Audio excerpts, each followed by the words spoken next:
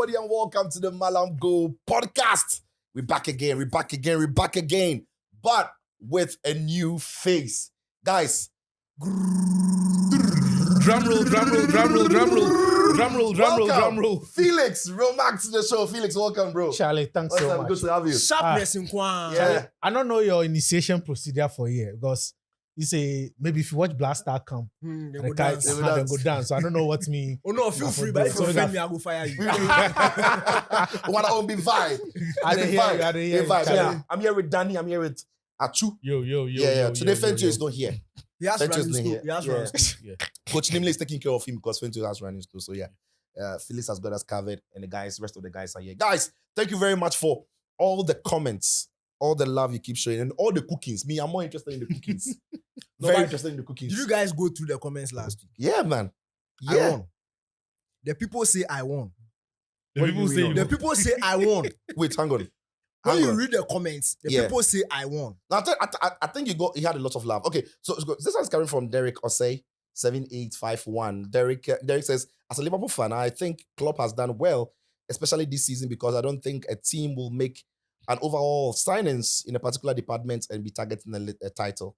I think he deserves some credit. And even though it didn't go well according to the plan due to maybe inexperience. So I think he agrees with some of the things that we said. Yeah. I mean, we talk, he was reconstructing his midfield. No, I personally said I didn't think he was going to compete, but in the and end, even the personalities that he lost, that yeah, perhaps if they stay, they Lost his help the new players who have come in to Mm. settle into the team and all of that. right. That takes something away from the team one day or another. I said, sure, we're not gonna forget saying at the end of the day, or it be COVID title. That's the one thing you know. It be COVID title. No, you see, Yeah, but before that the thing, COVID you struck, see, no, that be agenda. Before the COVID struck, Liverpool already won the yeah, title. but it's still COVID. But be COVID title. No, but We're gonna before give the out COVID attribute. struck, Yeah. Liverpool already won there. No, but you see, on They were that a bit, comfortable lead. that bit, I always side with Liverpool because the team that won the Champions League in that season doesn't have an asterisk around their Champions But League. I personally have an asterisk against that Champions League because there was no home and away. And Yeah. a Champions League without home and away in the knockout stages, I don't necessarily rate it that much. Because like- it's when you it's go like to the some Bernabeu, gala- when you go to like Allianz a Arena, gala- when you go to that- Paris, that- yeah, that'd be that the is thing. Champions Yeah. League. It's like a gala competition. Yeah. That they So it held was in like, it Lisbon. was all hosted in, I think, Lisbon. Yeah. And it was a one-off kind of No, but you see, if thing. you do that, we can also extend it to the following year because there was limited crowd attendance. The fans we saw at the Bernabeu at the Yeah. time, remember, that's when the Bernabeu was undergoing construction, yeah. construction. So they were in a much smaller stadium with much fewer fans. They didn't win in that era, did they? No, they didn't win. Susu That's how win, come. yo. Yeah, that's how come Chelsea could go there and go and win. So wait. Anyway, this one here says that okay, so this one is Nana Kwesi Date. You remember that interview? Dory. I mean, that guy right now, he make hot. Bro, You make me Bro, why yeah, she he's- say, you know. Dory. Dari. Ah, The interview I killed you. spell it Darte. Ah, it's your friend that day. Right. Okay, it says when Danny K goes silent and starts typing on his phone, his red phone, you know something is about to happen. Solid guy. He's cooking. Exceptional analysis. He's cooking. Charlie, Charlie, one thing I realized from the comment section, I see the boys who have been typing, they are very attentive to details. Yeah, Yeah, they're incredibly attentive. yeah. Charlie, attentive. I mean, the serious. messages are plain. So I'm not sure we can go through all of them. We'll try. But there was one particular one that I'll look for the name. But just in case I don't find, let me mention it. He's asking why our caps or the mags keep changing colors. It'll be magical caps. No, the guy is very observant. that one, Ibi Wana He's secret. very observant. We thank you for being observant, but Ibi Wana secret. It's one of the special ingredients we Sum use. It's like you can't explain it, but Ide. Yeah. The way teams play Madrid in the Champions League and experience it. Yeah. Ide, Ibi so Ide. All right, this one's for Daniel Nyantechi 7328 says, this podcast is top notch, deep analysis and very huge insights. We love that. We appreciate that. Thank you very much. Lukman says here that, well done, guys. This has always been my best sports podcast in my entire year supporting football. Kudos to every one of you in the studio. We absolutely appreciate this. And this one is from Rotimi Akinyeyi. Rotimi Akinyeyi. 3143 says that great show today. I love the argument all the way. You guys are all winners. Right. But Danny had a lot of love trying to defend Klopp. But I Arsenal love defending I cover love the stating reactions facts. we had in the comment section because in some ways it contrasts what we saw on Twitter. Twitter people took Yeah. things too seriously. I It's was a like, pod, guys. somebody was It's a warning pod. Danny. I was like, It's yo, a bro, pod. calm No, down. but all the sense the Twitter. Charlie, Twitter, that way all the sense. and all the abuse today there. No, it's not So- abuse. No, They get sense past everybody. They don't get sense. Yeah, so Okay, Charlie, no, it's you- like, yo, Danny, We're just having no, fun. sure, yeah. We're just having fun here. It's just vibes. No, It's just the vibes. point, So- the point, and that is why the comment sections are Yeah. open here. Yeah. I mean, drop your comments, and we'll do our best to be reading them as we are Yeah. doing. Evans Nyefai says, absolutely love this show. I listen to the podcast first and come to watch the video later just to see the facial expressions and the body language. And I tell you what, I'm on the pod every day recording with you guys. Brilliant things that we do here. I love it. I'm a big fan of the pod that we record as well. And even when I listen to it on Spotify or anywhere you get your podcast or Apple podcast, I still want to go back and watch it on YouTube. And I'm absolutely with Evans Nyefai. All right, so let me. I'll just read one more from here. This one says that Ook says, "I'm sure the argument continues even on their way home." Believe me, it does. It absolutely does. It absolutely does. And last week's episode was we've got something special for you, right? A part of last week's episode that we didn't post. We will post it so that you get you have the clearest picture of what happens. Of what happens here. Yes, of what happens. You have the clearest picture of what happens because last week was fire. Anyway, let me get a few comments from the Champions League. Because we're going to be talking about the Champions League. So I'll get a few comments from the Champions League, the preview that you guys said. All right, so this one says here that, okay, so Victor Hansen was telling coach to allow me to make my point. Okay, so Saint Tishi 29 says, this is free therapy. Some way. Yeah, man, some way. And this one, today says that this podcast is like a dream come true. Yeah, we're happy to serve you every time. We are happy to serve you every time. All right, so we'll be jumping straight into the Champions League games that we saw over the midweek or, over the week. There were 2 semi-final games, top games. All of them give us plenty of excitement. First off then was Dortmund when they played on Wednesday against Paris Saint-Germain in Germany in a game that in the end ended 1-0. Who wants to take it first? Anybody? Toss. I think Dortmund There you go. really impressed me. Before the game, the very simplistic analysis a lot of us, myself included, did was that Dortmund backline was waiting to be exposed because playing at home, they'll be compelled to take the initiative, be a bit more attacking, and that would leave space in behind, particularly between the right fullback and the right centre back. That's Ryerson and then Matamos, and potentially even between the 2 centre backs. Yeah. Right. Schlotterbeck and Schlotterbeck Hammers, and then Matamos. But we saw a very dynamic approach from Edin Terzic and his team.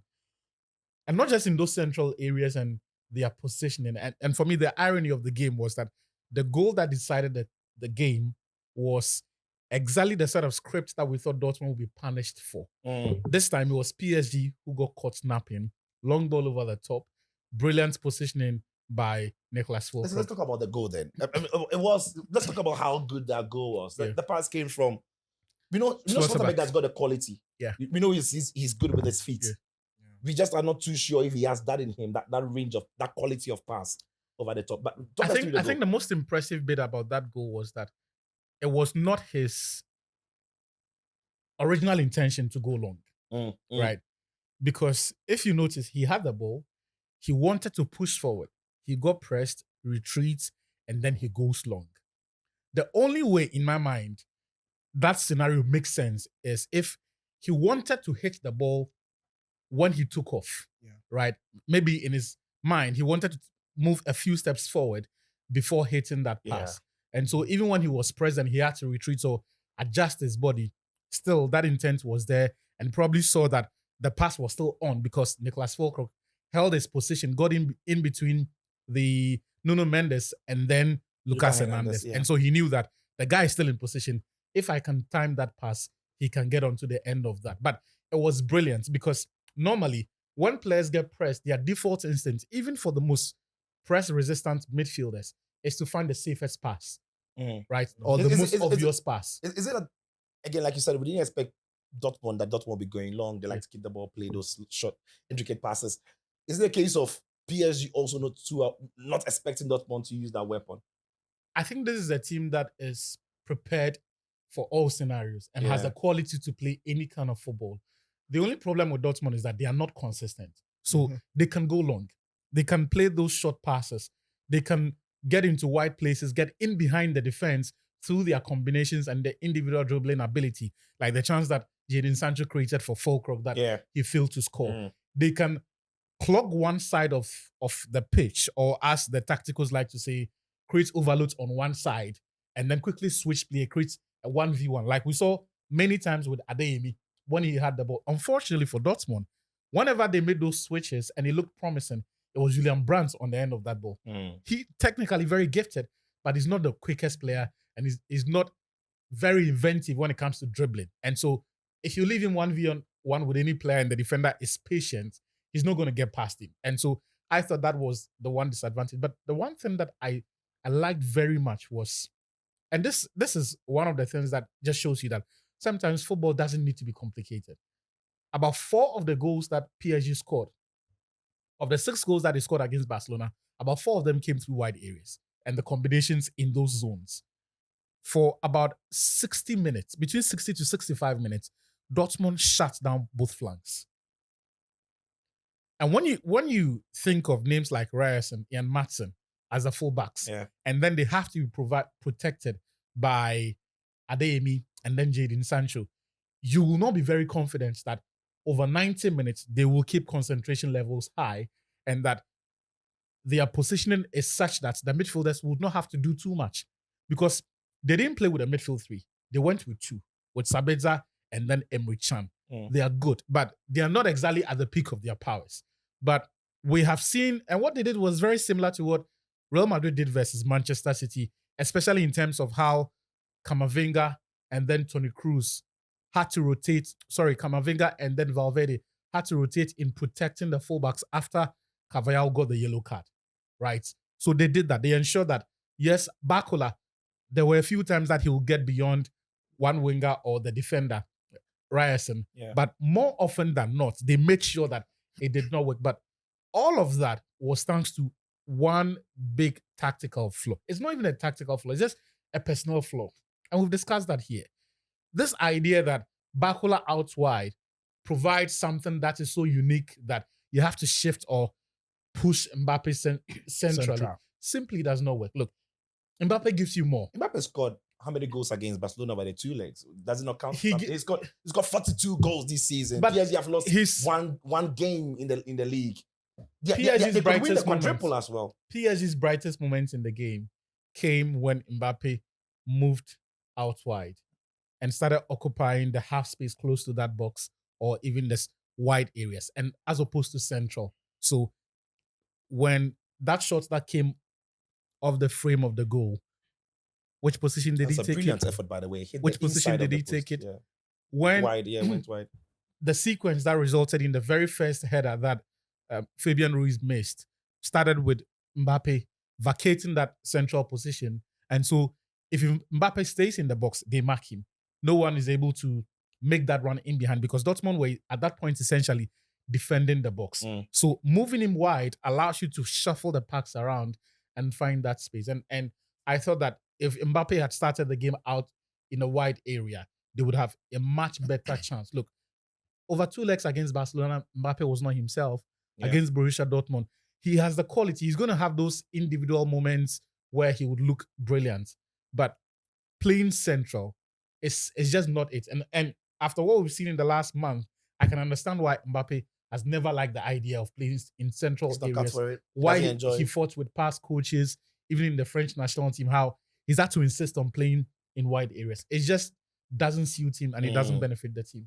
We'll come back and talk about what the second leg will look like. But Felix, I come to you now. That game was, and as I said, we didn't see much of Mbappe, but still PSG created chances as well as Dortmund did.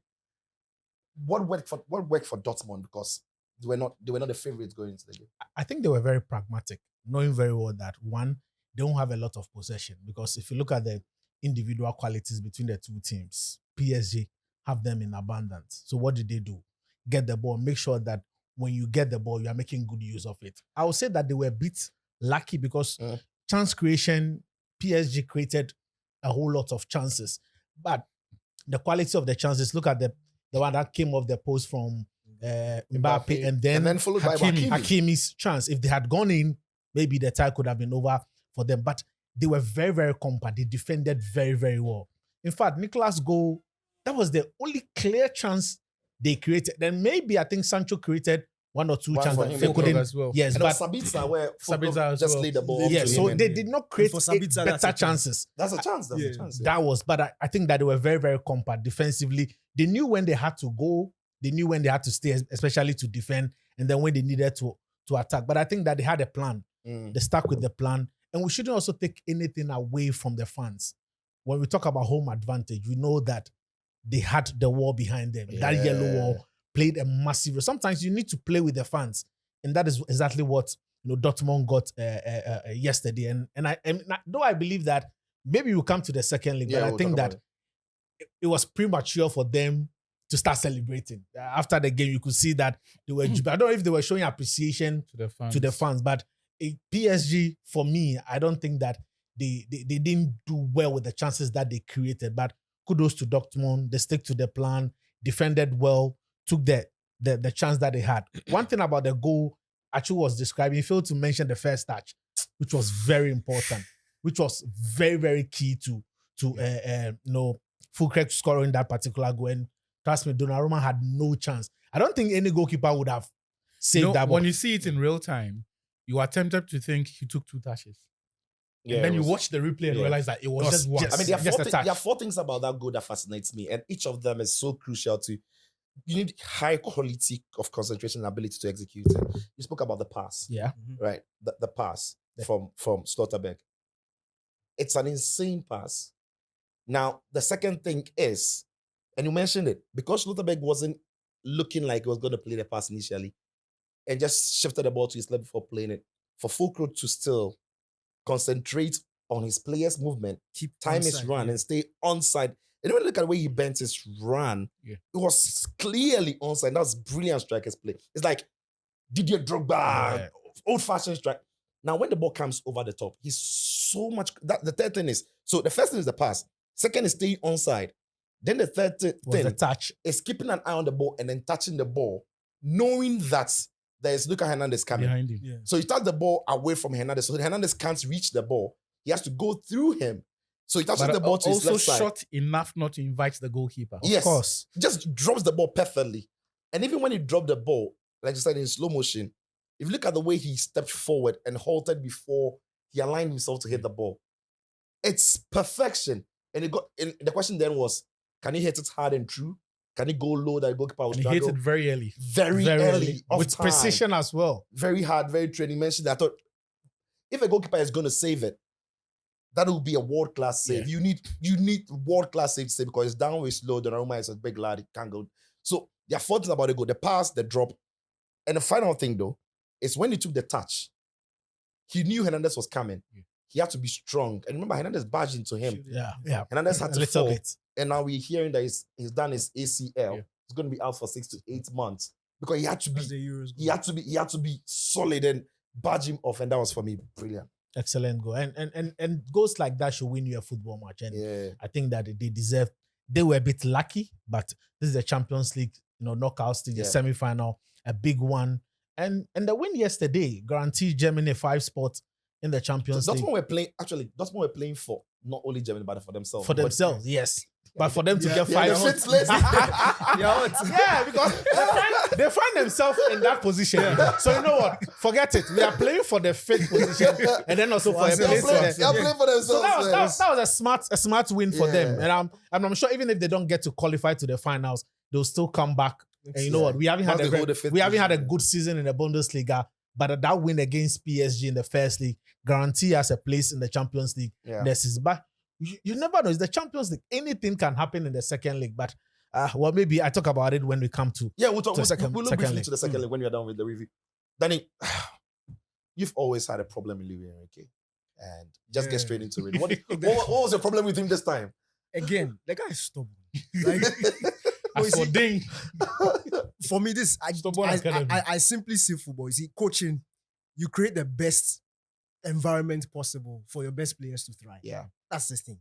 I don't think and we saw some managers, and I'll use Lionel Messi as an example, during his time at Barcelona. There were some managers who didn't use him to the best of his ability. We all knew. But the numbers will still be good. But the numbers being good doesn't mean that the player is being like Maximized. being maximized or producing the best that he can do. And that is players like Mbappe are some of those guys. By all means, they'll do well. Like over the course of the season, by all means, they will do well. But are they being used to the best of their ability? I don't think he is. Look, he is not good playing with his back to goal. He can't do that thing.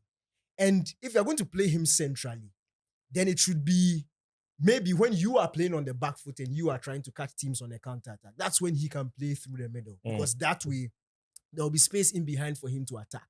But when he's the guy supposed to be standing in the middle, bouncing off, trying to link up, he's not good at that. He has to make decoy runs for Bakula, for Dembele, like, Vitinha. what sense that does that make? Like, I was watching the game yesterday. It's so painful to watch. And those guys are erratic finishers. Thank you. Look, we are watching a Champions League game, and you see some of us, we don't care about Dortmund. We don't care about PSG. The individual players. No, we are tuning in because it's Mbappe time. So we want to see the star boy do his thing. And look, it's like 2 or 3 times where Mbappe took matters into his own hands, drifted out wide, picked it up. You could see the clear difference between Mbappe playing from the wide. But what would the thinking be for Enrique? I mean, Enrique is not a novice. He's won the Champions League before.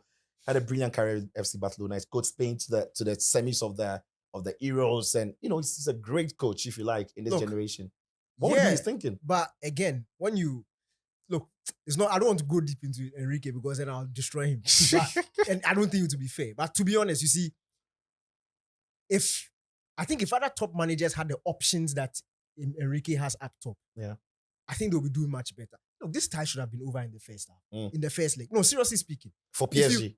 Even when you consider the fact that PSG didn't necessarily play to the best of their ability, look at the magnitude of chances that they created. Like, they created some really good opportunities where they should be taking them. You saw the Dembele chance. Yeah. Basically in the 18-yard box, and they had to balloon the ball. Fabian Ruiz. If Gonzalo Ramos gets on the end, it was so awful. Look, if Gonzalo Ramos gets on the end of any of those heading opportunities, even Kolo Muani, one of them ends up in the it's back done of and the net. dusted. And you see, when I mention the word options, you're looking at the role that Mbappe is being given. Now, I mentioned it briefly last week, but I just want to go a bit into detail.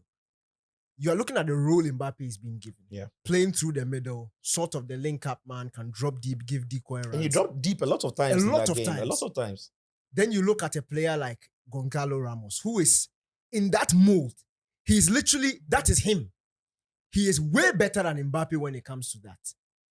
So why isn't he playing through the middle? Then you go on to the wide areas. Look what Bakula is doing.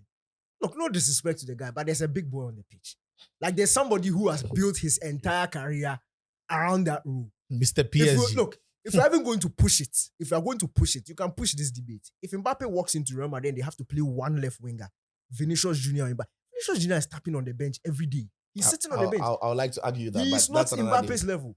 But you see, why is Bakula? watch out for that. Watch out for that debate.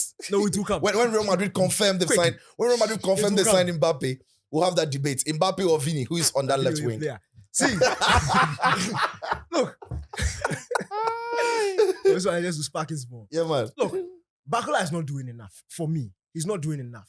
Even Dembele. See, Dembele is exciting and things. Yeah, but end products. look, end product. You have to be ruthless. This is a Champions League semi-final. And you see, some of these things, it hurts the neutrals because imagine the draw was flipped the other way. Imagine PSG had either Real Madrid or Bayern, and Dortmund had either Real Madrid or Bayern. You can't be doing this in the first leg and be getting away with it. But is it a case of what you described from Enrique that got Dortmund to win, or Dortmund genuinely? It's almost like we are focusing on what PSG could have done. We are not maybe giving the credit Dortmund is due. You see, the reason why I'm not necessarily overemphasizing on PSG's chances is I'm of the school of thought. You see, yes, you can create chances, but also look at who the chances fall to. Yeah. If your chances are falling to the likes of Bakula and Dembele, you're not a serious coach when you have Mbappe on the pitch. If you're creating 5 chances and only 1 or 2 are going to Mbappe and the rest are being spread around, I don't think you are serious enough. Because then you fashion out a chunk of your chances to go to your best possible finishes. Yeah. That's what the best coaches do. That's why a lot of times Ronaldo is getting a lot of chances. Messi was getting He should be the Lewandowski. outlet for He's chance supposed to be the creation. outlet, Yeah. not spreading it around.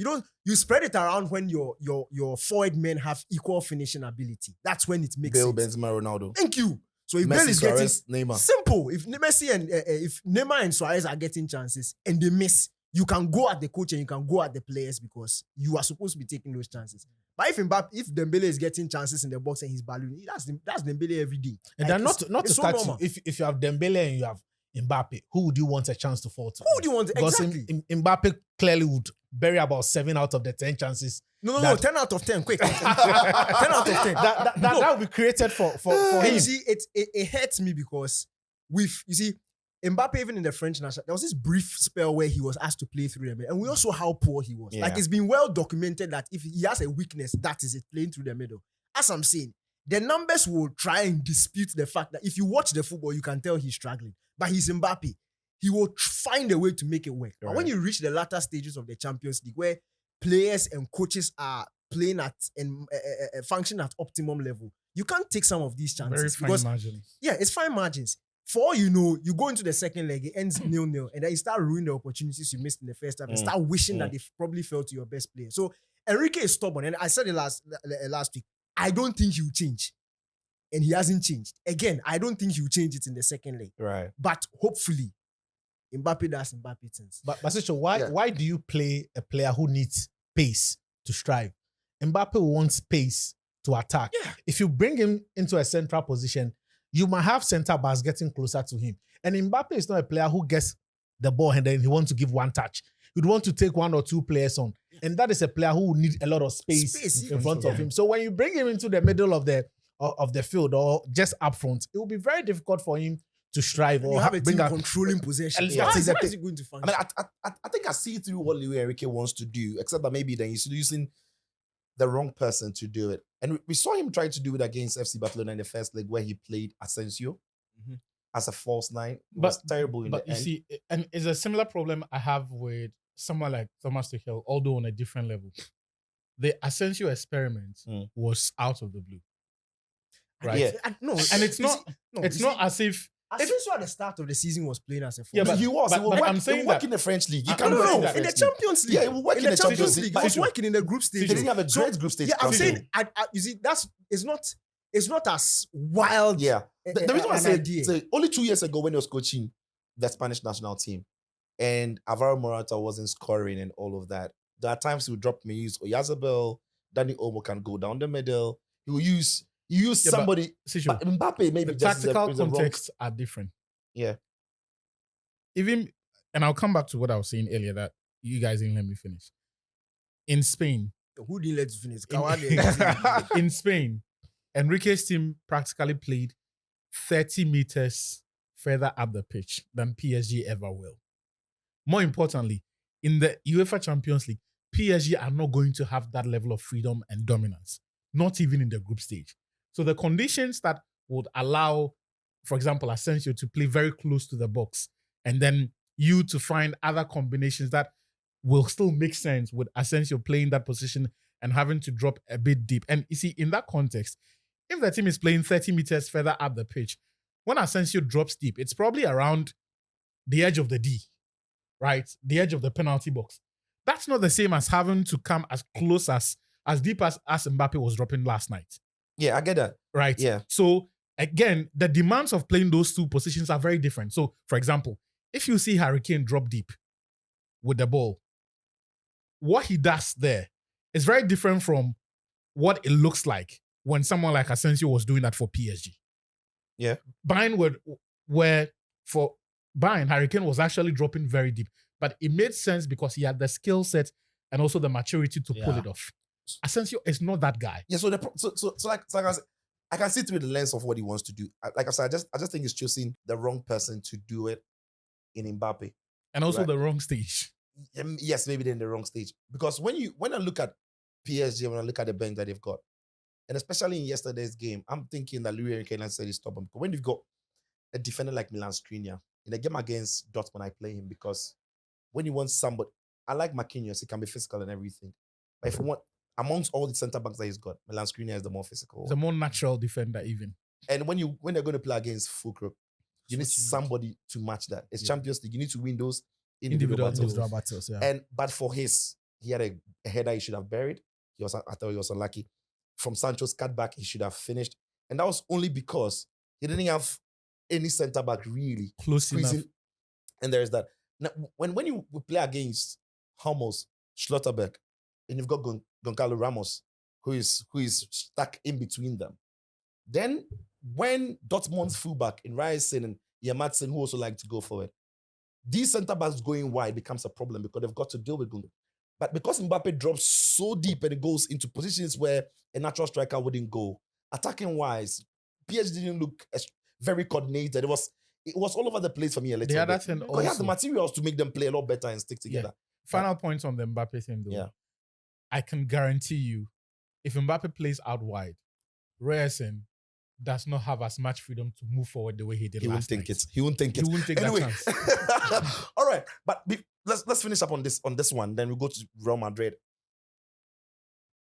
Jadon Sancho though. Normal. No, it can't be normal. No, it's normal. It can't be normal. We've seen him at Man United under different managers. It is normal Jadon Sancho playing the way Jadon Sancho knows how to play. Look, modern day football, you can't just pick a play. The fact that he was playing wide, and I'm putting it in quotes, wide at Dortmund, doesn't mean he's your traditional winger. Yeah, that's true. At Man United, and you see, even when you go back and listen to the when he was being unveiled, what Ole said, United have had a problem on right wing. He's coming to solve that issue. When you look at what Lukaku was asked to do on the tail end of that season before he left, and then Sancho, I think Rashford also was experimented there. There was, I think Greenwood came through when it was coming through at the time, yeah. When you look at the job they were doing, when you look at the job they were doing out wide, and you put it also on the left wing, United were using traditional wingers. Hug the touchline when you get it into space, raw pace, dribbling ability, attack that space, dribble past your man, one-on-one, isolated situations. If you look at Sancho with Man United, and I've seen a lot of commentary, which for me is very funny. Oh, we saw him under Ole. Oh, we saw him under Rangnick. What was he asked to do with Ole? He was asked to pick the ball from wide area. Then he started off on the left-hand side, pick the like what Rashford run does. with the ball for 30 yards. He does. He's not blessed with raw pace. So if you notice, Sancho will dribble past somebody and now stop and is looking for options to play around. That is him. Is it credit to Erik ten Hag though? Because at some point, I think pre-season or at some point, he was trying to deploy pre-season, it worked. Deploy him as a number 10-ish. At some point, he played as a false nine actually, and also the pre-season, his first season, it was the beginning of. I think it was the beginning of last season. Right? No, it was pre-season. It didn't happen last season. Pre-season. He played beyond the pre-season. Against Palace, because he didn't have a striker. He had no striker. Boylan had not arrived. So Rashford was not available. Deep. Beyond the pre-season. When the Ronaldo incident happened, and Ronaldo didn't have to start the season, I think because of the... No, Ronaldo started the season. No, I'm talking about the period when Sancho had to play in central area. So, for example, the Liverpool game where he scored that goal that Sancho scored. Realize he started wide. No, he started wide. He started wide. Right. In the preseason, the first two games, the first two games, he was playing in the more central areas. The point is that preseason, when you watch what Erik ten Hag did with the Man U front three, with Martial, Rashford, and Sancho, they were very close to each other. They were bouncing off, interchanging positions. That is what Sancho does. What Sancho, the time he was at Dortmund, when his brother, Haaland, when Haaland and co were there, Sancho wasn't picking the ball, turning on the line, crossing it deep for Haaland. No, they were playing football. Coming short to combine. That is him. But you see, Man U have, and this is a United sickness, they have consistently misprofiled a lot of their very expensive and marquee signings. And when they come, they try to let them do things that the players simply cannot do. So you look at what United did with Pogba. Pogba literally played in like different position, different role every single season because they were play as a winger. They were still trying to figure out what. Meanwhile, the template is at France. You know exactly what he can do. My point is, when you go out and you spend 85 million, 75 million on a player, you should have a plan. And you should know exactly what he can do and create a system where he'll thrive. We've seen the same thing happening to Anthony, 100 million, and he's being asked to play as a raw winger. Anthony can't dribble. He's skillful, but he's not a dribbler. People need to understand the differences between these things. He's not a dribbler. So when he picks up the ball, Then you see me. Then you see me. They do body like, you see, that's not him. But when you watch those videos at Ajax, it was ball comes to him, flick, somebody returns it. Or some body movement. Some quick one. Pass one player, pass. He doesn't carry the ball for a long time. They are not natural wingers. So for me, and that's why I thought it made sense when Erik ten Hag was coming. Because we know he knows how to create that environment. Yeah. And he was using those sort of wide players when he was at Ajax. Not necessarily traditional wingers when he was at Ajax. So for me, it made sense. Only for him to come, preseason is working, the season starts, boom, he hits you, and then you revert back to default settings. And now you are telling me, look, I'll end by this. Sancho is not beefing Man U. His beef is not with Man U. His beef is with the coach. Yeah. Ten Hag is not Manchester United. Ten Hag is Man United's manager. When you look at the results in Koye, for Man United, you can't invest 100 million in Anthony. He's not seen top. 75 million, Sancho. He's not seen top. 85 million, Pogba. He didn't see top. 80 million, Maguire. And then every day, you just brand the player as a failure and you let him go. This 75 million will work. Because you know why? If Sancho had left Man U, gone back to Dortmund and wasn't doing well, then you can wash your hands off him. Yeah. But Dortmund are now showing you again exactly the kind of player he is. You bought from them. You bought from them. So what? If the manager can't do it, he should go. Because his signings are not working anyway. So it's not like Sancho is the problem. Last season, Rashford was doing Rashford. That boy said, sack him. Sack him. Wasan. Get rid of him. Get rid of the manager.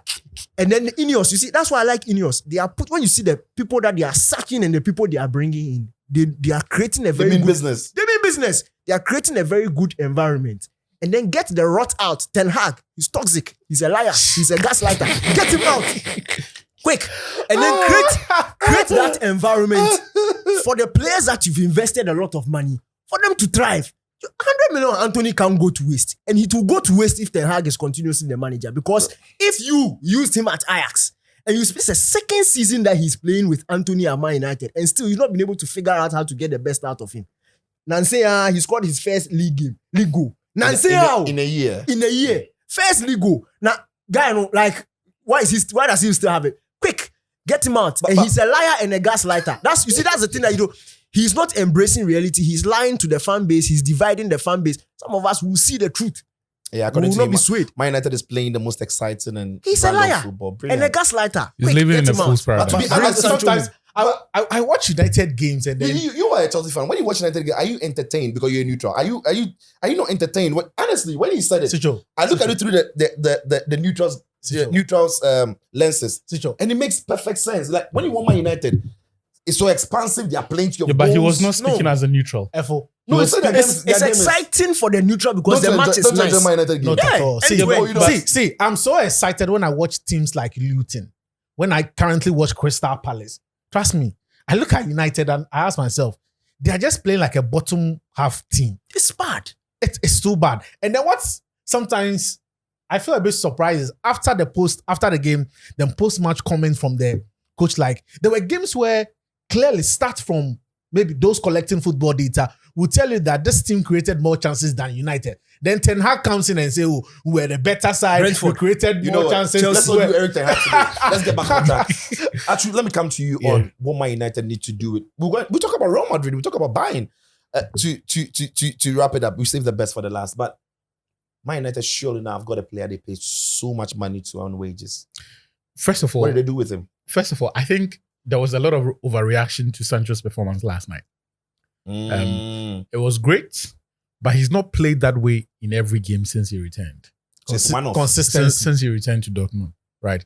There's a reason why every weekend he plays, the world or the timeline doesn't get flooded with his stats. He's been playing. It's not also because not too many people watch the Bundesliga, but the Champions League is in our faces. No, but Dortmund is generally not necessarily doing well, but boy no bobo. Even he play when you saw the noise when he scored his first goal. Yeah. When he scored the second goal. When he created his first assist and all of that. In fact, when he created his first chance, the ball didn't even end up as a goal, but like, baller, yes. Player. So Sancho. And you see, at that time, Bayern wasn't receiving service from Man United wingers. So like, if Sancho gets Bayern, they will cook. And you see, Sancho's quality is the kind you cannot ignore. He's a unicorn. Like they are not. They are not. There are not a lot of them. There are not a lot of them in Europe. Yeah. Like the modern game today doesn't even have pure dribblers, pure entertainers. Yeah. Like we have all of these robots, automatic players who have been trained to hold the weight and functional. pass the ball. And so he's the kind. If he does something good, the world will pay attention. So I just wanted to put that across that he's not been this consistent. However, Sancho is not an average player. What he did yesterday is the kind you expect. Maybe not It's a huge stage. Champions League not that semi-final. not that many dribbles every weekend or at every stage. I mean, and yesterday Scorecard told us that only Messi has achieved that. Messi was the last player to have done that, and that was back in 2008. So Yeah. it just puts matters into context as far as the difficulty of what pulled off. And for me, what it was, he pulled off. his end product as well. It wasn't as if he was just dribbling and nothing was happening. Exactly. He was creating chances, causing for. problems. And Nuno Mendes, who is highly rated, I'm not He sure. gave him a hell of a time. Ooh, had a terrible day against Sancho. I think that's his worst game since like 2020. Possibly. Like Yeah, because possibly. and He was cooked. and at a point you could tell he was scared, so he could not move past. Yeah. He could not.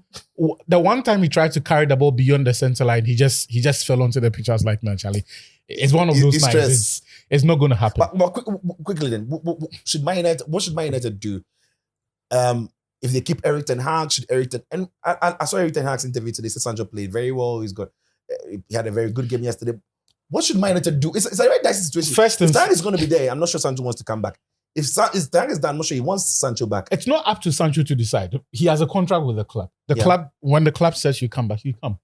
If you say, I don't want to come back, the club will then make a determination and say, okay, we want to cut our losses and let him go. Or come and sit on the bench. We don't care. We'll pay you. Even if you don't want to train, we own you.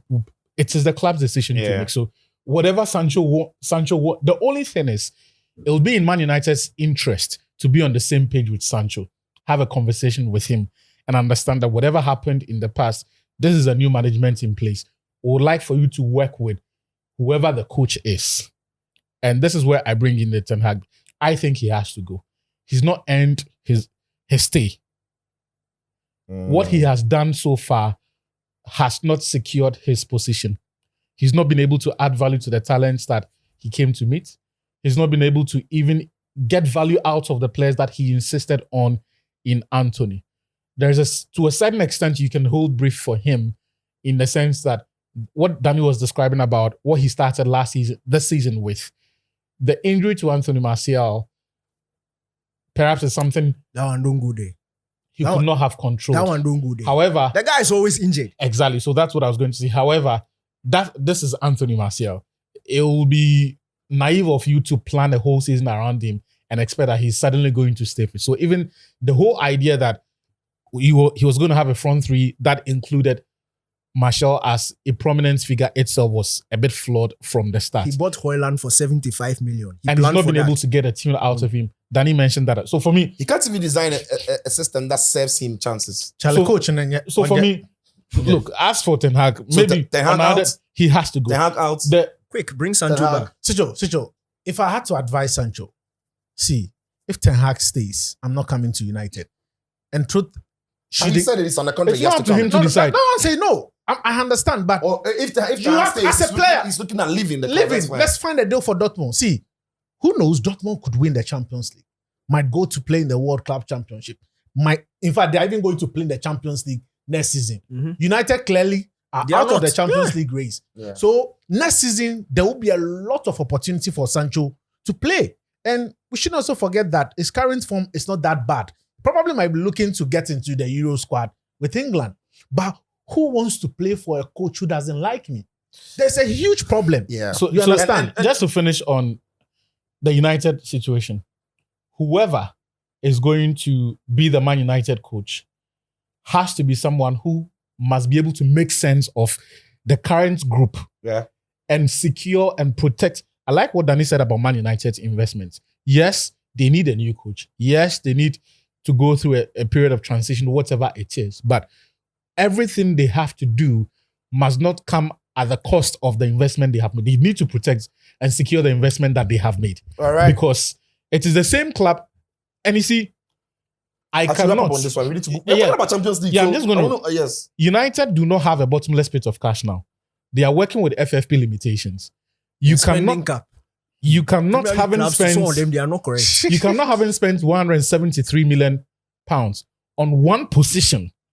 Go to the CEO then again and say, open the checkbook. I You want have to more be able money. to make it work.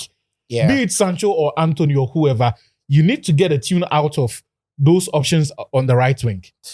The only thing I've got to say about the Sancho matter is that it is very possible that, as talented as he is, he might not thrive at Man United. There is that possibility. We've seen there are many examples of footballers who have got the talent and ability, but they just don't work in some environments, and that could be Sancho with Man United. Yeah. These same players who leave one club and go to another club, and they'll be brilliant. So it probably could be Ten Hag's man management. It probably could be the pressure Majority of with the club. Yes, United. the pressure playing with Man at Yeah. Man United. The factors could be many. It could also, as Danny mentioned, the way Sancho is being used. But ultimately, I think Sancho Man United didn't work because traditionally Man United are always going to be looking at wide players as typical wingers, and they're not going to get the best out of him if he plays in that way. But at Dortmund, he knows the club. They know him. He loves the club. They love him. Even when he doesn't perform in 2 back-to-back games, nobody will notice because the pressure and the scrutiny at Dortmund is not the same as Man United. At Man United, if he goes off for 20 minutes, the whole world will notice. And the 80 minutes that he's played well, the whole world will notice. I think it's not that simple. At Dortmund, So- he's not playing for former players. But at United, when you don't perform, the former players I themselves, mean, yes, they will come at coming you. at United is Who are they different. all these shant? All right, so away from Borussia Dortmund, away from the PSG game, let's talk about that game that I know all of you have been waiting for, saving that best one for the very last. It was at the Allianz Arena, 2-2 between Real Madrid and Bayern Munich. In the end, it was a pulsating game. Two coaches constantly switching, players constantly responding, fans enjoying. Danny. Sum sum. No, Madrid, Madrid, I don't think I've seen a team with better efficiency than Real Madrid. Mm. Like, you remember the Germany team posts that team that was recreated from 2006 up to Yeah. they didn't run. I'm not talking about the team that won the World Cup from like 2006 to about 2010. 2008. The They did- 2009, yeah. the 2009 2006, championship, 2008, Champions League. into Joachim Löw Yeah. up to 2012 Euros, the Yeah. semi-final. Look, they didn't necessarily win. They didn't win a trophy, but they were not the best team in every game that they played. Mm. But they found a way to let it. Like, if you give Germany half a chance, they will take it. They were that ruthless. They were that efficient, and I think that's the closest that I'll come to. I've not seen a team like this Real Madrid team before. Like, I have not, and I'm saying this Real Madrid team under Carlo Ancelotti, Yeah. because under Zidane they were not playing this way. Under Zidane, I think they were dominating games, but this guy is something else. The one time, Is he always lucky? I don't think it's luck. I mean, I'm seeing on social media, everybody says he's I lucky. don't think it's luck. You see, this thing is about aura, Yeah. okay, and about confidence also. The best strikers will tell you when Vardy went on his scoring spree. He said he said that he wasn't afraid to get chances. He was looking forward to the next chance because he knew that's a key word. He knew he would score. That's where strikers get. That's where players get when they consistently win, and when they consistently win in a certain manner. So nothing phases them. If they are not playing well, the first 20 minutes, their opposition is dominating. They know, every single Madrid player knows that if the chance falls to me, by all means, I'm scoring. It doesn't matter who the chance falls to, but they know that they just need to create that opportunity and they would score. And you could tell, Bayern started the game very well. And that's what hurts me for Thomas Tuchel. Because again, I'll repeat it again. When it comes to this level of football, there's one thing about coaching and the plan. And the next thing is about the player application. You as the coach can do everything possible, but the players have to execute on the pitch. They have to take responsibility. They have to finish off the plan by making it work on the pitch. Unfortunately for Bayern Munich, look, that opening 15 minutes, they created the opportunities that you could tell that they were very well He had rehearsed. 6 shots. If you look at the 2 chances that fell to, three chances that fell to Leroy Sané, they were literally the same moves that happened over and over again. Unfortunately for Bayern, Sané missed them. But then again, why were those chances falling to Leroy Sané? That's the question I'm asking. And in those 3 scenarios, Sane had the ball on his left foot and he had to take a shot. Those 3 scenarios, there was no support for him. So then he had to take the shot. He couldn't find another option. So that's what worries me a bit. But look, Sane is a professional footballer. He has been scoring goals. He should be able to take those And chances. he scored. So there's not really much of an excuse there. Then one moment, and I'll not call it one moment of genius. That was the moment Real Madrid were looking for. And again, if you go back to the way you guys analyze the Fulkrug goal, I think this one was even smarter. So between the 2 goals then, okay, quick one. Fulkrug's goal or Vinicius' goal, before you continue to Vinny, for you? Vinny's goal. For you? Well, in fact, I want to talk about I just want to answer. Fulkrug or Vinny? Fulkrug.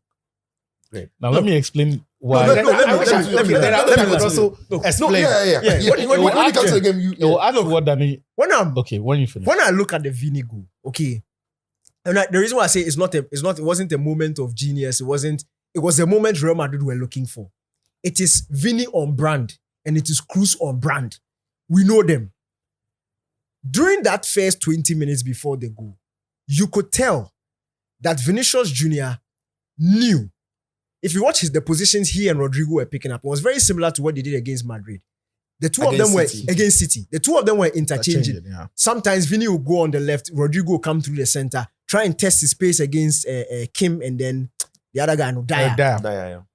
If it doesn't work, they didn't necessarily release the pass, but he will make the move and then retreat. Make the move and then retreat. Maybe Madrid will choose to pass a square.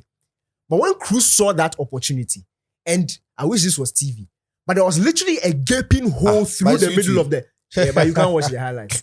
But I'll say it. I'll describe it so that you can go back and watch the highlights. But it wasn't like Schlotterberg's own that he didn't intend to. Cruz was watching Vinny the whole time. Now here's the thing. You let me land. He was watching him the whole time. Just to add to what you're saying, what he describes about the earlier Rodrigo testing the pace of, if you paid attention to the Madrid players in possession of the ball, it was always Valverde or Tchouaméni. Ancelotti, I think a minute before that, rings the change. Cruz gets closer to those central areas. And so now he had the ball. The first time he had the ball, the pass was not on. The second time, he played that pass. So this is the situation of a coach noticing a trend of the pass being on, but the player in possession of the ball not being capable of spotting it in the spur of the moment and then playing that pass. Just to conclude, Cruz and Vinny have done this before in the Clásico from 3 years ago. Even earlier this season. But I'm just talking about even on the biggest of stages. In the Clásico from 3 years ago, the same thing. He spots the space and signals, instructs Vinny to make the run. And that for me is why he deserves more credits than Vinny himself, who is in that position. Because at the time of both incidents, Vinny was not ready to make the run. He was holding the position all right, but perhaps does not expect the pass to come. No. Okay. Look, if you watch Vinny's movement, and that's why I think, look, it was very deliberate. Very. Kim was close to him. He was drawing Kim in, made an indication like he was dropping deep for the ball, and just switched his run even before Cruz hit it. It wasn't a Cruz. And you see, the reason why I say it was intentional from both of them, when I look at the body language and the movement, you could tell Cruz didn't release that pass into feet. When was Vinny, they can make a mistake in the move? Huge one. Yeah. Kim made a mistake. Huge one. Okay. Kim made a mistake because look, because throughout the game, it's a whole defensive structure issue for Bayern. I don't see why they were following the Madrid central attacker deep. Yeah, especially Kim. You have midfielders to pick them out. Yeah. You have midfielders to pick them up. There's no need because you see, there's lack of pace and there was a lack of pace across the entire back line. So Kim makes a mistake. What about Manuel Neuer? He sets out and stops and starts retreating. Could he have come and still... No, because look at where the shot was taken from. In the box. That was a one-time shot. Yeah. In the box, but it was just into the box. If he had come out... Look, you guys underestimate the pace of Vinicius Jr. And he had read the situation. You also underestimate the weight of the pass that Toni Kroos gave. The ball was slowing while it was slowing. Yeah. So for Neuer to come deep, he would have committed himself and he would have made a big mistake. But for me, I would not necessarily blame only Kim. I will blame I don't know if it was instruction, but I think it was instruction because it happened quite a number of times before the goal. That's why I think it was instruction. And even after that, in the second half, when Luka Modric came on, Vini did the same thing with Kim, draw him, and then it drew him in and went behind him. Cruz found him, but he struck the ball and then Neuer had come to the near post. So what's happening? That for me, that defensive structure issue from Bayern Munich was for me the only issue I had with them. But quickly on the second half, right? And I tweeted something. Tuchel is a coach. So Madrid won the first half. Bayern won the second half. Madrid won the first half on the scoreline. Yeah, but for me, they didn't win. But the games are won on scoreline. No. The games are won on scoreline. Calm down. This one we are debating in terms of the coaching. Right. Yeah, in terms of application. If Vini was and Rodrigo were playing for Bayern and Catrine, I think Tuchel won it in that first half. Yeah, but Madrid are just too efficient. You see, Madrid are. You don't need to. The players and the Charlie. No, if I say this thing, I'll be unfair to Carlo Ancelotti. So let me chalk this point somewhere. Look, in that second half, taking Goretzka off, bringing Guerrero on, for me, master stroke. And not just the master stroke in the change, the length at which that tactical instruction traveled and when it stopped, for me was mwah. He brought on Guerrero. And we've seen Guerrero play as a double pivot this season. We've seen him play as a left winger, as a left back. So when Goretzka was brought on, we didn't necessarily know what exactly the plan was going to be. But in the first 10 minutes of that second half, Guerrero and Müller are now playing like as 2 10s who are occupying the half spaces out wide. So they are not too close to, they are closer to the wide men than to Hurricane, the striker. And that for me freed up a bit more space for and also the switch between Sané and then Musiala, which I think they are much more comfortable in those situations. Now, when you have players with the skill and pace and dribbling ability of Musiala and Sané picking up those positions, and you also have the likes of Guerrero and Müller, not just their starting positions, but the positions they were also occupying as the wide men picked up the ball. So if Musiala picks up the ball, you, the fullback and the winger, opposition winger, who's supposed to be marking them, you are caught in two minds. Now, Guerrero and Müller are super crossers of the ball. Technique-wise, they are brilliant. If Musiala decides to touch it wide and give it to Guerrero, that one-time cross is on. So you are caught in two minds. Are you going to follow him all the way and vacate that space for him? Or you are going to try and mark the space and allow him to go central, as in drive into the middle and hope that the bodies in the middle will be able to close down the space. And that's where Real Madrid were caught napping in those first 10 minutes. It worked. And that's what the 2 goals were scored. Yeah. Now, after the 2 goals were scored, Tuchel knew that if he continued with that, now that change also left the midfield. Look, it was so exposed in the middle of the park because it was Konrad Laimer who was literally sitting alone. And Müller and Guerrero they were pushing a bit high up. So in transition, you could see that Bayern Munich will suffer if Real Madrid got that one good opportunity in transition. Laimer is not and we mentioned it last week, Bayern Munich don't have a very good controller of the ball. So for me, I was thinking, if let's say there was a Xabi Alonso or there was a Toni Kroos sitting in that position, I don't think Tuchel would have changed it as quickly as he did. But once he got those 2 goals, he had to sort of protect it, but still keeping that threat happening. So you could see, once you got the 2 goals, Guerrero was now retreated to a double pivot. Müller went back into that number 10 position. And then as and when you would see Guerrero push up a bit, but he was a bit more disciplined in sitting alongside Konrad Laimer trying to protect the lead. And unfortunately, a mistake from Kim, who had been making very, very silly mistakes throughout the game. He was very aggressive in the entire game. But again, it is very much on brand. And for me, that's the only thing that I would go at Thomas Tuchel. The fact that he's not been able to make his center backs, he's not been able to find that perfect combination partnership, throughout his time at Bayern Munich. Kim came last season, was it? Yeah, this is first from season. This is Napoli. first season. But Upamecano was there. Second He's season. brought in Another mistake. some way. There's Delete. There's Delete, There's who is not Dyer. functioning. There's Dyer. None of them together, they are not good individually some way. So for me, we always knew that those opportunities to fall to Real Madrid. And because of how efficient they are, if you give them a sniff, they will take it. And unfortunately for Madrid, that quick turn from Rodrigo, Felix, too intelligent. It was a breathtaking game, and then he has gone into the tactics and everything. That is it. is it a case of Bayern Munich knowing that they can't win anything apart from the Champions League? So they've turned up and played arguably their best game this season in the game against Real Madrid. So you look at Bayern, I think the last time they went trophyless was about 12 years ago. Whoa, Klopp. that's Yes. intriguing. Yeah. That's 12 years ago. So it is within them that at least, Klopp and Chelsea. at least they need Yeah, they need to win something in the season. And that is the reason why they've given it their all in the Champions League. And in fact, they should have won that game. I don't understand why when teams meet Madrid, they want to change the way they play. I don't understand why. I look at what Because Madrid are damn good. Man. you know, see, no, it's not, they're not that good, but they have the spirit. Somebody will say, the Beye, the Sun Sun. Yes, they're not that good. See, let's be very How honest. can you not be that good? How can you be not that good and lose only 2 games this season, be on top of La Liga and the Champions League semi-final? I don't even want to. I don't want must to be working. I want to come into Europe. See, I think you mean they are beatable. They are very they like are beatable they are because there. So see, how have they lost only 2 games? that's what I'm saying. The Sun Sun. The Sun Sun. See, Sicho, you look at the individual players on the pitch. Compare that to Real Madrid. Does Madrid don't have better individual players No, than Bayern? Let's compare the two teams. The experience, the kind of games. Cruz, Modric, Valverde, Camavinga, Vinicius, You- Rodrigo. you- all of them are Champions no, League winners. No, I agree with that. But then look at that of Bayern, the experience, the international exposure. And for Bayern playing at home too, you expect that this is a game that would always be tough. The head-to-head has always favored, Real Madrid. But look at the way they played yesterday.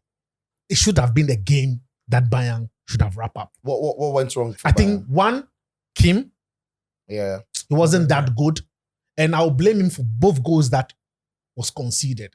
For the first goal, maybe in midfield, I don't understand why there was no press on Cruz. Because if you look at the posture of Cruz, he intentionally told Vini to make the move. run. And for a midfielder to have, and you see, when you know what a player like Cruz can do, you don't give him time on the ball. Cruz, Modric, they are players, before they even get the ball, they've already scanned around the pitch. That's why And so, they- you see, and I they think know- not to cut you, but that's why it's also very dangerous to press them. Because Not to press. But if there is one player you cannot afford time on the ball in that It's Madrid Toni- team, it's Toni- Toni Kroos. Toni Kroos. no, you don't get me. Not necessarily time on the ball, but cover the danger in front of him. Yeah. Don't ask players to commit to him, because if you carry 3-4 bodies and you want to press Cruz, he has seen a pass. So cover that danger. That's why I feel he was the danger in that middle. Kim He was that and Dyer should have done their job. Vini wasn't in the dangerous position. I think that the anticipation of Kim was wrong. I felt he stepped out too early, especially when there was nobody pressing that Toni Kroos pass. He should have even relaxed and maybe try and play Vini on onside or offside, I should say. But there was no press in that middle, and he came out too early. And I wasn't surprised that Thomas Tuchel, after the game, said, "You know what? He had a poor game." And this is not just the game. Throughout the season, it's been very awful. For And all man- the And center you backs. understand, when you want to do well in the Champions League, you need consistency, especially your back four. Yeah. But look at Bayern. They've never played about 10 or 5 games this season with a consistent, back four. And that is the problem. It will be very difficult for you to go past Madrid when you don't have that consistency. But I feel that it is still hoping, I don't know if we'll still talk about the second leg, but Yeah, we'll talk about the briefing. Madrid, for me, they They have will the advance, character, but I think that they are still beatable. It's just sad that Bayern had to go to, the Santiago Bernabeu, where the actual spirit is, because there's been a lot of games where Madrid, Sicho, we talk about they not being unbeatable, but look at games that they've survived. Games that we thought, oh, this is the last, end for It's over Madrid. for them. It is over for them. Countless time. You can talk about the City game. You can talk about the Chelsea game. A lot of games. Even the game against City prior to this one, we all thought that City could have even won the first leg, not the second leg, because the type of football City played, those wayward sideways passes, wasn't that good for you to win a football game. But they have a spirit behind them. Yes, they are equally good players. They are playing some good football. There's consistency with the way they play. They have players that can punish you. They have pace up front and all that. But I even watched the La Liga you see the demeanor of the players when they are playing La Liga game. It is different from when Madrid is playing the Champions League. And it's not surprising that whenever they sign a player, where you get to go first is where the Champions League trophies are. They tell you this is, if you don't do well in La Liga, This one. it is the Champions League. But Chicho, you know one thing about the Champions League, sometimes when you are having an awful season in your domestic league, the Champions League is one. Only Chelsea fans will say No, I'm not saying that. No, Only that's Chelsea not fans true. will say that. We've had Real Madrid. Real Madrid have won Champions League when they weren't doing well. in their No, they were not winning the La Liga. Doesn't mean they were not doing well. No, I don't know. because we expect them. Which season? Which season? But We this expect season, them. Which season? Which season? which season? When season? Liverpool, The one that Zidane. yes, Zizou, the bicycle kick one.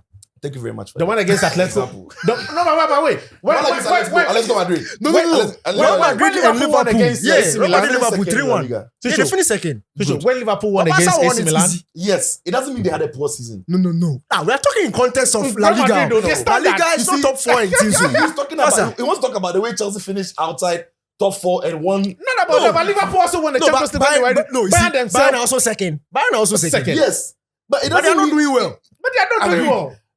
But Dortmund themselves, Dortmund Yes. domestically are not But doing well. But they are they won't win the Champions League. No, I'm not saying. I'm not. But Chicho, But you know why are you pretending? Chicho. You don't know who win it. Why? Can you see the future? Chicho. Oh, prophet. Chicho. Yeah. We might come here next week for Mallam Go podcast with 2 German teams in the finals. All right. Let me get Achu's thoughts on that game again quickly. Achu. Now I want to ask Achu something in addition to your question. Okay. I don't the reason why when I was giving my submission, I said I will not blame Kim alone.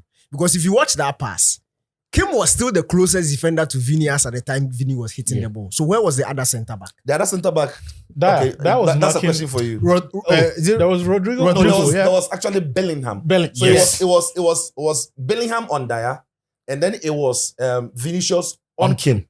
But it was Vinicius who made the move towards the ball and came and took the bait and came in. Yeah. Now, if Dyer had shifted, Rodrigo is free. Bellingham is Bellingham is free. free, and Cruz as well can just pick that pass. Uh-huh. But if Dyer shifts, you're thinking Maguire should shift. But all of that is happening in about 3 seconds, and the pass took a second. Me too, let me use your line. Thank you very much for the explanation. That's why I said it was a defensive structure issue. Yeah. Because then where were the midfielders supposed to be putting that pressure on and Thomas, preventing Tony Cruz. the ball from coming? I genuinely think the midfielders were in. Are you asking me or asking Achu?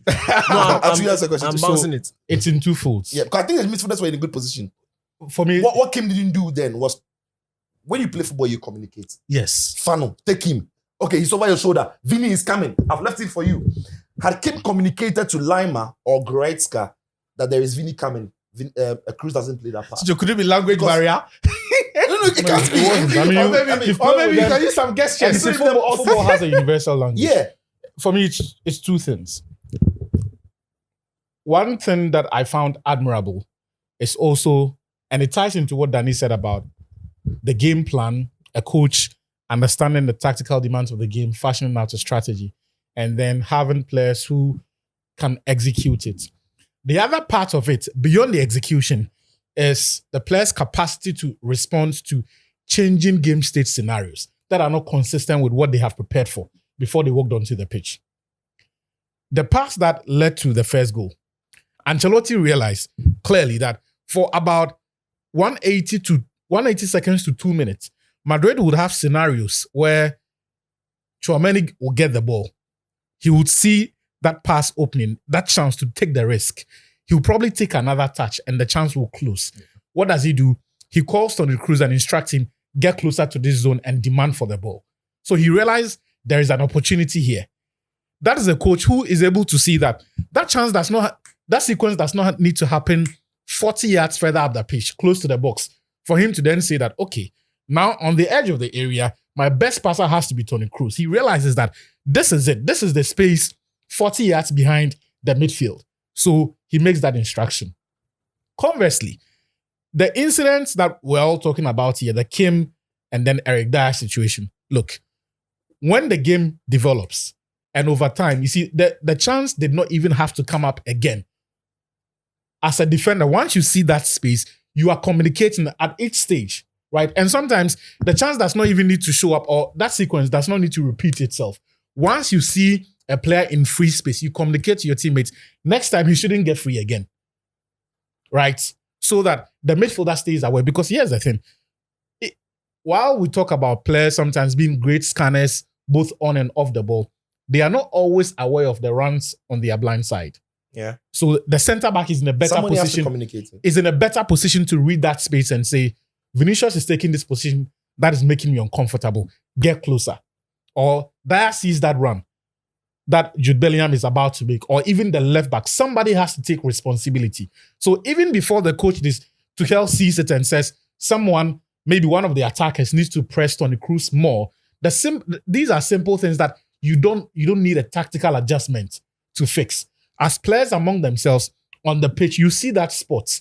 Look, if you flip the coin and this happens to be Bayern Munich on the offensive, Real Madrid having to defend, the moment that issue happens, Nacho, Carvajal are not going to wait around for Ancelotti to come and scream and say that, pick this man out. They are so experienced. They've been to this stage so many times that the first time it happens, look, against Manchester City, they did so well that it got to a point when the chances started falling because Madrid were now tired and could not close down the spaces in the wide areas. The chances were falling to the wrong players of City because they are taking out Erling Haaland. They had ensured that, what was his name? Even Kevin De Bruyne was not getting. In fact, it had to take a mistake for the goal that Kevin De Bruyne scored. It had to take a mistake and then a slip of the centre back who slipped right before Rudiger was trying to play the ball. So those are things you cannot control. But when you see the player making that run, you call your teammate to say, track this run. Yeah. Right. Final thing on Thomas Tuchel. I loved what he did, but it is also the very reason I don't like him. He's brilliant as a manager, but these things that he does are so short-termist and not sustainable. And that's why I don't understand and I don't know why he's not able to do these things repeatedly and find one identifiable style or unique style that works for him over time. Because if you pay attention to every job that he's taken, the first 2 years, first 18 months are great. The tactics and everything are spot on. After 2 years, then we begin to hear all of these reports of mismanagement, players falling out of love with him and how they become disenchanted and sometimes he's too demanding and all of that. All of these issues with boardroom, some of it, you cannot blame him. For example, the nonsense that Ole Hoeneß was chatting before the game, I thought was, I mean, before a crucial Champions League game, that's not the point.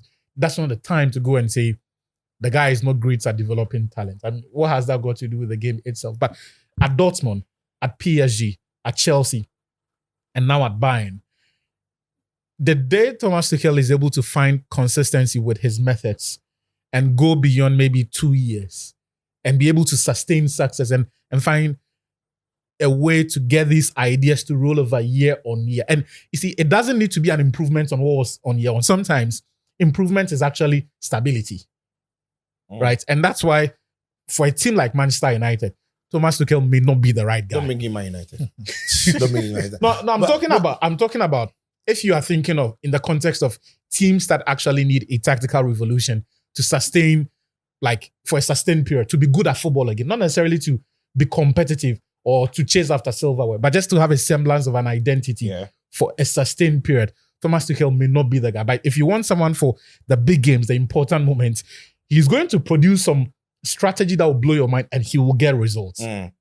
Anyway, we've got all the 2 games in the semi-final still very much alive. The second leg promises plenty really because Real Madrid could still be knocked out at the Bernabeu by Thomas Tuchel.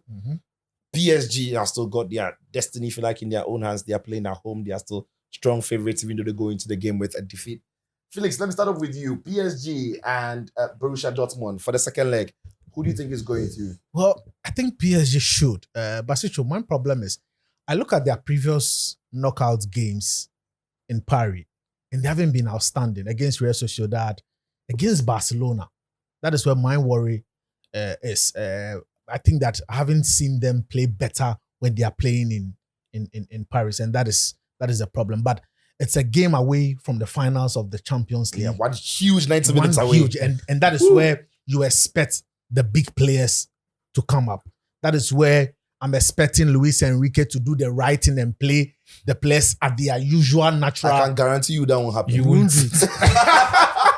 So dogmatic. You see, he needs to put his stubbornness away and do the right thing. I think that they weren't bad in Germany. But Sicho, I also believe that there is some spirit behind the Champions League. See, when you have to win your first Champions League title, you need to go through a lot of broken hearts and disappointment. Yeah, you have to suffer. Yeah. So you get to the knockout stage, they get knocked you out, quarterfinals, you don't survive, semi-final. In fact, you have to even get to the finals and lose the final. And then go back to round of 16 for 2 years because of somebody. So I don't know, but I have this strange Let me tell feeling. you something. Don't say anything.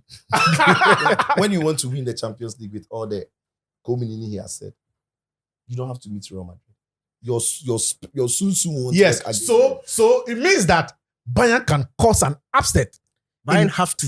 That's In what fact, you they mean. have to. Yeah, for PSG to win it, Bayern will have to Because the spiritualness of the cup, they decide when they don't want to win it. If they show up in the final, forget it. And that is the thing. That's what I'm saying. But anything can happen. But See, for you, PSG goes through. I think PSG will go through. What about Real Madrid then? Real Madrid, Real I Madrid think, and Bayern Munich at the Bernabeu, Charlie, big game. that is very, very close because at the Bernabeu, Madrid would want to come out and play. They've not They lost the will- games at the Bernabeu in the Champions League since 2018, I believe. Sijo, at the Bernabeu, Nonsense record. they would want to come out and play. I don't think they will sit back. No, they will- have, but they've not gone out at home. So they've lost Because in the- Chelsea beat them 3-1. And I think Shakhtar Donetsk. Yeah, still- Shakhtar, Shakhtar in the group stage as well. Yeah, So on the knockout stage, they must have found. But I believe that in the second leg, they will come out. They won't sit back like they did in Germany. And that could be crucial for Bayern because you look at Bayern's front three. Leroy Sané, Musiala, these are players that are very, very quick and fast on the counter-attack. So if Madrid decide, you know what, let's try and be a bit offensive-minded than we did in Germany, then it could fall into the hands of, Who is winning? I think, Madrid have the advantage. Okay, so you say PSG Madrid. So you're looking at PSG and Madrid in the finals. Yeah. Achu, let me come straight to you then. Borussia Dortmund will be away in Paris against PSG. Kylian Mbappe's potential, very much his last thing he said it. Could he take them to the final? He will. Really? And I don't like the idea of it because, look, Dortmund satisfy all of the conditions for a knockout competition. They play the simplest football, the simpler of the two football amongst the two teams. They don't complicate things. They defend very well. Took their chance in that game. PSG are still going to play in exactly the manner that we saw them at the Signal Iduna. Will it be efficient this time? What they have is the star quality. They just were not fortunate. And here's the thing. If you look back on that Dortmund performance, you can't ask for or imagine them playing better than they did. That's as good as they are going to play. But we still had a feeling that PSG were unlucky and probably could have gotten a bit more from the game. It just shows you the level that PSG are at in terms of the match-winning ability. They weren't necessarily the better side over the balance of play. They had a lot of noisy possession, but the match-winning ability told in terms of the chances they created, in the sense that they didn't really get there wasn't a lot of goal-mouth action, but for the moments when Mbappe drifted wide and had those chances, I think at home, Mbappe gets that odd goal or two without necessarily playing well and still determines it. And Dortmund will not have anyone to show up in those moments for them. So PSG for you. PSG go through. Who PSG face in the final? Real Madrid. Because, and here's the answer to the whole Madrid are lucky. Madrid have a response for every tactical question any coach on the planet will ask. So the brilliant 2-2-6 that Thomas Tuchel started, if it had been any other coach, they shaft them 3-0, 4-0 by halftime. Those chances that they created, that Bayern created in that game, after the third miss, Bayern will then begin to find a variety of chances because the teams will perhaps go into panic mode, or Bayern will change their hand and start creating different chances. Against Madrid, Madrid will find a solution to that like they did in that first half. That Lima, Rafa Guerrero, Thomas Muller problem of the first 10, 15 minutes in that second half, part of the reason Thomas Tuchel would switch was because of the problems Madrid presented. And it is that awareness of what Madrid are, the weapons that they had in Vinicius, in Rodri, in Rodrigo, in Toni Kroos, and even Jude Bellingham. And here's the thing. Madrid were essentially playing 10 against 11 because Bellingham had an off night. Yeah. You are not going to count on that at the Bernabeu. Now, Kim had what? It was 10 No, against 10. Bellingham was said to have not trained the whole week. No, because we he don't was care. sick. No, but Why you did he see, play? My manager still played him. for Bayern, this is typical Can't be Bayern hard. in the last 2 years. Every single high-profile Bayern game in the Champions League has been characterized by one poor performance by one of their centre-backs. Upamecano. Last season it was Upamecano. because they don't have the consistency. They are playing with different center backs in every game. That is Right. that is where you begin to see Madrid's advantage in that you can't find a weak link in this team. So it's Madrid PSG. For me, it's Madrid PSG. Danny, Dortmund, do you see Dortmund Bayern? What I want is PSG and Bayern. That's what I want. But what do you think we will get? But what I see, what I see is Real Madrid and PSG. Look, to beat Real Madrid in the Champions League, you have to be perfect. Yeah. And unfortunately, I don't think this Bayern team have perfection in them. They have perfection in the coaching plan because Tuchel could easily come up with the perfect plan to beat Madrid. But in terms of application, the players will by all means make mistakes. We saw Man City last season in that second leg against Real Madrid. Oh, that was the best it brand was of a football I've seen Pep team perfect Yeah. system, perfect application, perfect plan. Everybody did everything they were asked to and did it 100%. And that's the only way you can beat this Real Madrid team because Madrid punish mistakes. That's basically what they are. They will get their chances. It may not even be a chance. It may be a half chance. But when they sniff anywhere close to goal, they'll score you. Like they are that good. And the funny thing is, after getting their goal, they now switch into perfection mode where No, they don't make mistakes. With a little bit of Look, Catanaccio.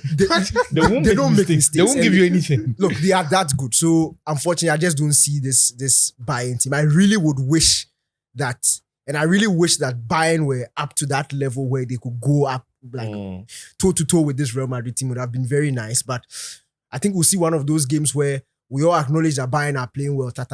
Madrid are 3-0 up. Easy. Quick. But Dortmund away in Paris. look, Dortmund have a very good chance in Paris. My Look, gut feeling tells me so. That's what I'm scared of. But the only reason why I still somehow believe that PSG will sail through it. Kylian is Look, gonna kill. Mbappe is not going out in the semi-final against Dortmund.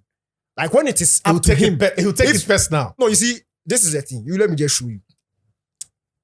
Last 2 seasons, when he has had to give some responsibility to people who couldn't handle it, the team has failed.